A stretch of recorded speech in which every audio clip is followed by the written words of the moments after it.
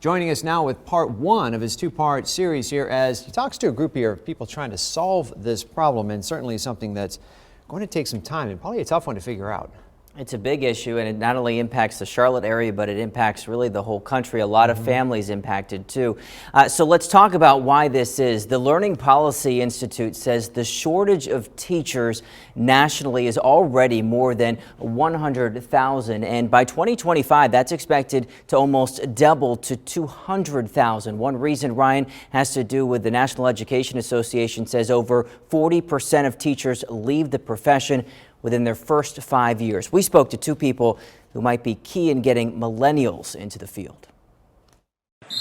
On the mat, Stefan Halliburton is a force to be reckoned with, but it's actually here, where the Queen's University junior is aiming to make his most lasting mark. I want to be a 5th grade science teacher. His passion started from one of his teachers in elementary school, but when he made the decision, it was greeted with some skepticism. The stereotypical reaction is, you're not going to make a lot of money, and I guess that was one of the biggest things that almost did not make me go into teaching. But Halliburton sees teaching as an investment. I don't really look at it as a money standpoint. I look at it as the connections I can make with students and just the impacts I can make on their lives. That thought process is becoming less common. We reached out to UNC Charlotte and Queens and found the number of education majors has significantly dropped. Since 2010, the number of students is down 39% at UNC Charlotte. At Queens, it's down 53%. Honestly, if you do it through Google Docs, that'd be fine too. Caitlin Harris is in what many teachers call the toughest year of the job, the first. It's been a roller coaster. She's a science teacher at Harding University High School in Charlotte and graduated from college last year. There have been some dark times where I've had to discipline kids who I really don't want to, or my emotions have me to relate to my students in a different way. That is just like, oh my goodness, they're going through so much. Harris says she's been fortunate and gotten good support from staff. Most people don't know how to turn it off. There should be support for the mental health of a teacher. Support mentally and financially, Harris says, is key. Halliburton says one of the best ways to recruit people out of school is to start early. From a younger age, most people hear about becoming doctors, becoming nurses, becoming scientists, but no one talks about becoming teachers. The teachers are not teaching students, hey, do you want to become a future educator? Halliburton is on his way. He'll soon start student teaching. Once I give it to you. Harris also has no regrets and says this first year of students will be a group she'll remember for a long time. In the next 5 years, I know my students, they're going to be doing great things in the world. So I'm ready for them to start coming back and saying, oh, thank you so much, Ms. Harris.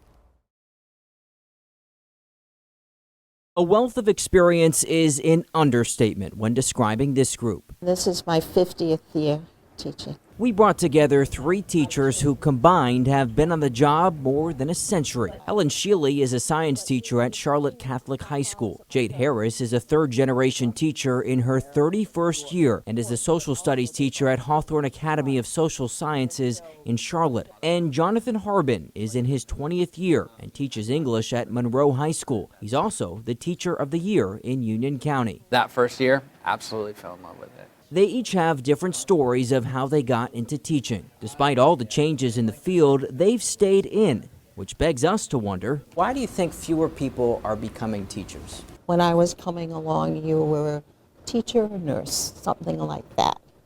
But there is so many more different things now. When you close that door, it's you and 20 other people that you're responsible for. And that can be kind of daunting to some people to think that all of this is on me. This fear of, I can't do this, or it seems overwhelming. The good news, these teachers say, is there is a lot more support than there used to be, from instructional coaches to mentors. The misperception, these teachers say, and one that may deter some people from the field, is students are less behaved than they used to be. Kids haven't changed. The adults and our expectations of the kids, I think that's what has changed. You can be firm and fair, and let them know that there are rules they're going to have to follow. But we also know there always will be kids who will not follow the rules. Pay is often cited as a reason why people stay away from teaching. While these veterans agree it should be higher, they say it's not as big of an issue as some people think. If teaching is your passion, you'll get by.